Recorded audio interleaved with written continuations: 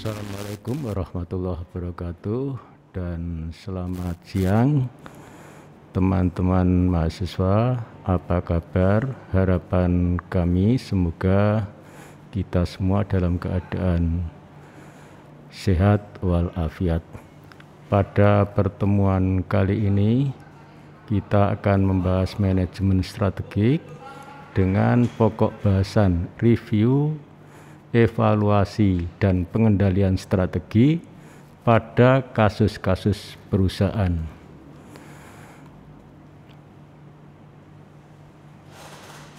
Evaluasi strategi merupakan tahapan final dari manajemen strategi. Kenapa dikatakan tahapan final?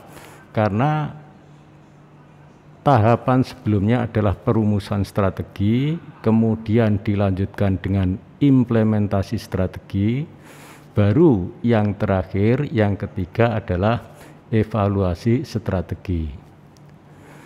Evaluasi strategi merupakan suatu proses monitoring untuk mendapatkan informasi mengenai pelaksanaan rencana-rencana bisnis dan kinerjanya, serta membandingkan informasi tersebut dengan standar yang telah ditetapkan.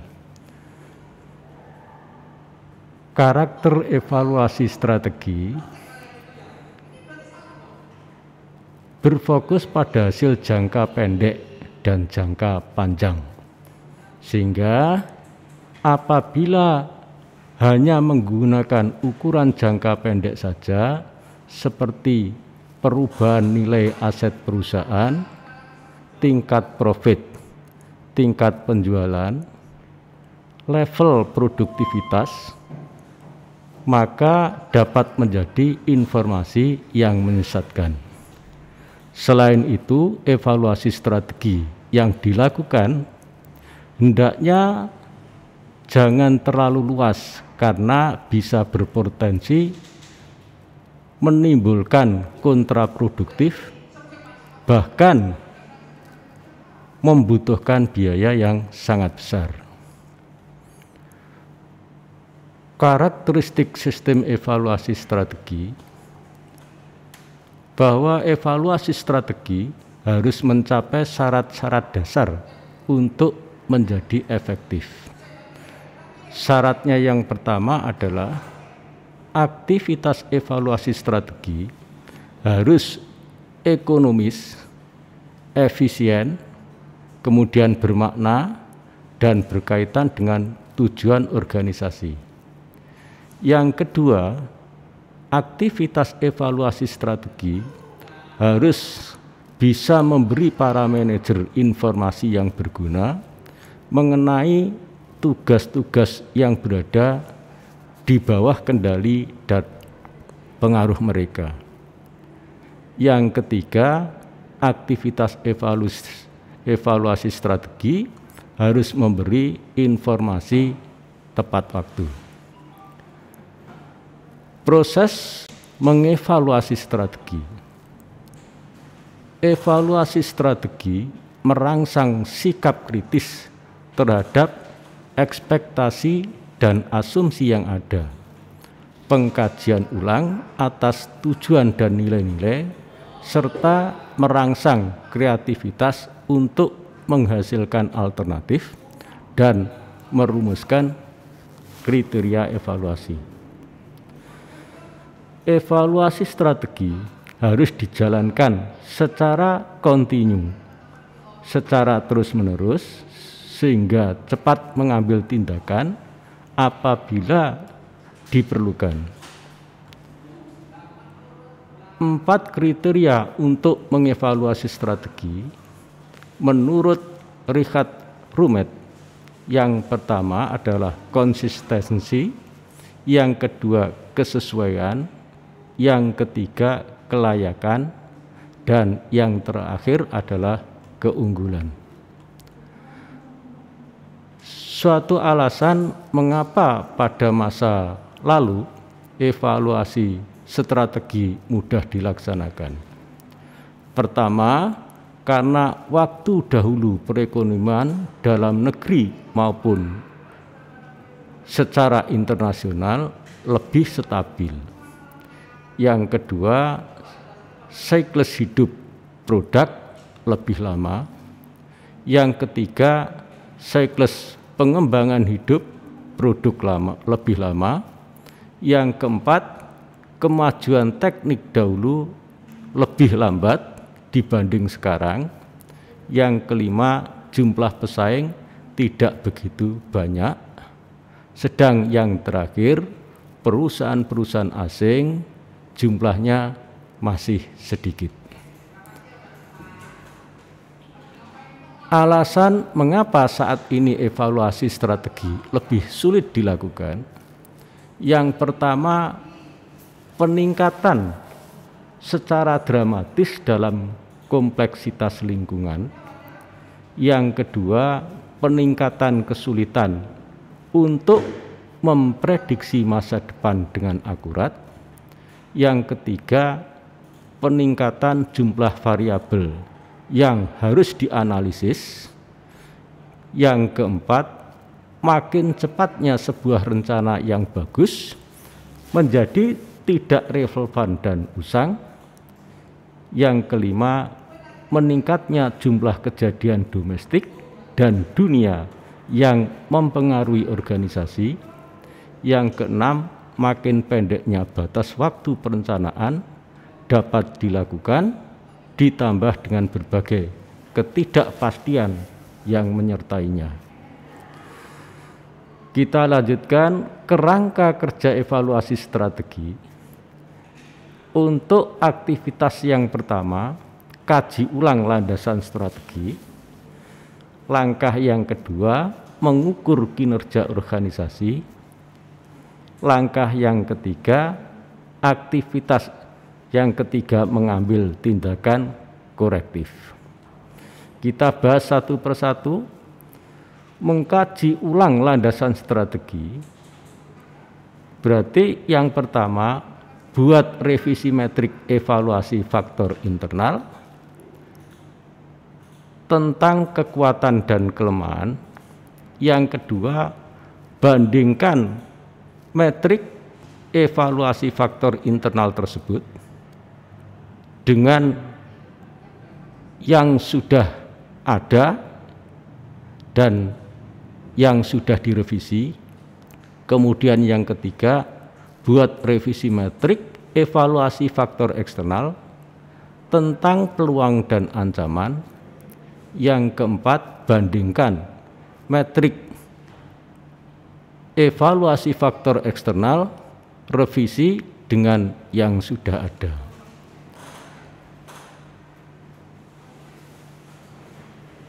Kita lanjutkan mengukur kinerja organisasi, mencakup pembandingan hasil yang diharapkan dengan hasil realita. Yang pertama, penyelidikan terhadap penyimpangan dari rencana. Yang kedua, evaluasi kinerja individu.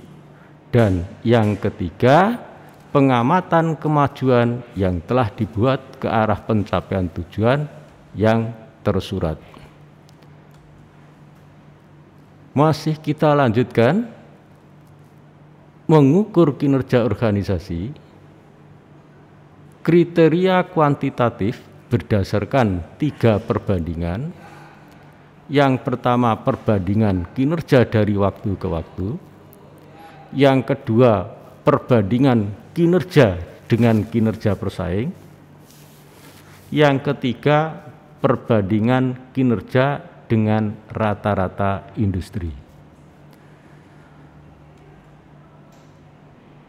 Mengukur kinerja organisasi dari kriteria kuantitatif rasio keuangan. Yang pertama adalah pengembalian atas investasi atau ROI. Yang kedua, pengembalian atas ekuitas atau ROE. Yang ketiga, margin laba. Yang keempat, pangsa pasar. Yang kelima, pertumbuhan penjualan. Yang keenam, pertumbuhan aset. Yang ketujuh, laba per saham. Dan yang kedelapan atau yang terakhir, utang terhadap ekuitas. Mengukur kinerja organisasi dari kriteria kualitatif. Yang pertama, perputaran karyawan. Yang kedua, tingkat kualitas produk. Yang ketiga, kepuasan karyawan. Yang keempat, pemasaran. Yang kelima, litbang, penelitian dan pengembangan. Yang keenam atau yang terakhir, sistem informasi manajemen atau SIM. Kita lanjutkan untuk langkah yang kedua. Tindakan korektif. 1. Diperlukan untuk membuat organisasi tetap berada pada jalur tujuan.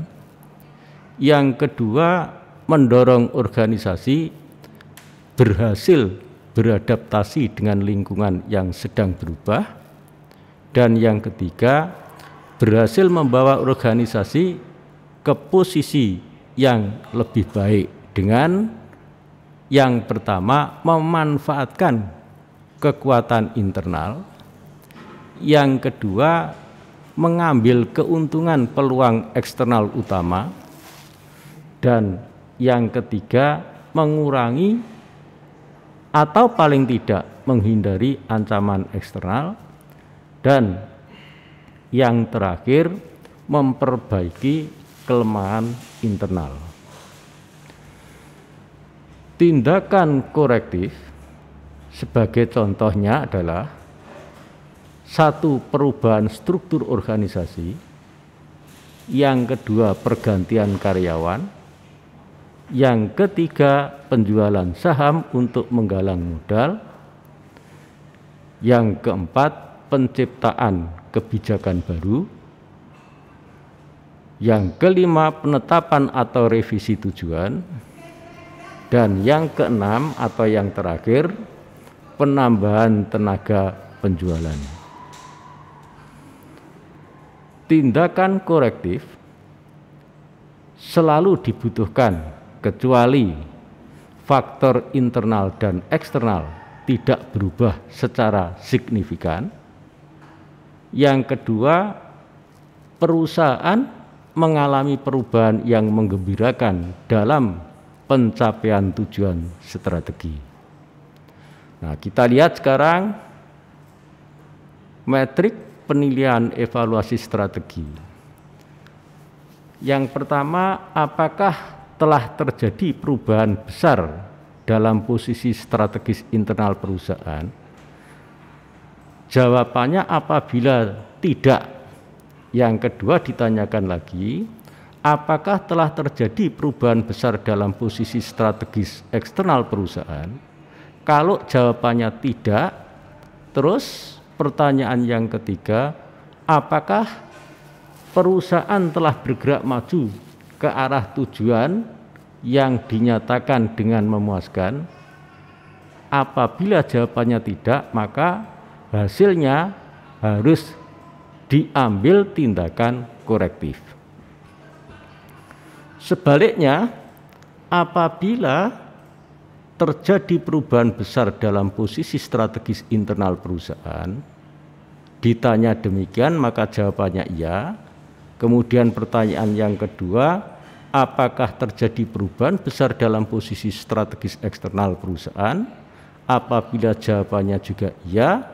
Kemudian pertanyaan yang ketiga, apakah telah terjadi pergerakan perusahaan maju ke arah tujuan yang dinyatakan dengan memuaskan?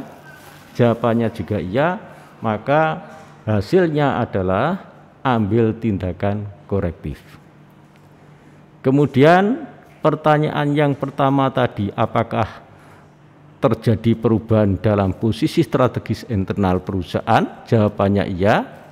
Apakah telah terjadi perubahan besar dalam posisi strategis eksternal perusahaan? Jawabannya juga iya. Tetapi pertanyaan yang ketiga, apakah telah terjadi pergerakan maju ke arah tujuan yang dinyatakan dengan memuaskan? Jawabannya tidak. Meskipun demikian, maka hasilnya adalah ambil tindakan korektif. Dan seterusnya hingga sampai pada pertanyaan terakhir. Apakah terjadi perubahan besar dalam posisi strategis internal perusahaan? Jika jawabannya tidak, kemudian apakah telah terjadi perubahan besar dalam posisi strategis eksternal perusahaan? Jawabannya iya. Kemudian pertanyaan yang ketiga, apakah telah terjadi pergerakan maju ke arah tujuan yang dinyatakan dengan memuaskan? Jawabannya tidak, maka hasilnya akan berbeda. Lanjutkan tindakan strategi saat ini. Rekan-rekan mahasiswa yang berbahagia, barangkali podcast hari ini sampai di sini, dan sekali lagi atas perhatian dan kerjasamanya saya ucapkan banyak terima kasih. Assalamualaikum warahmatullahi wabarakatuh dan selamat siang.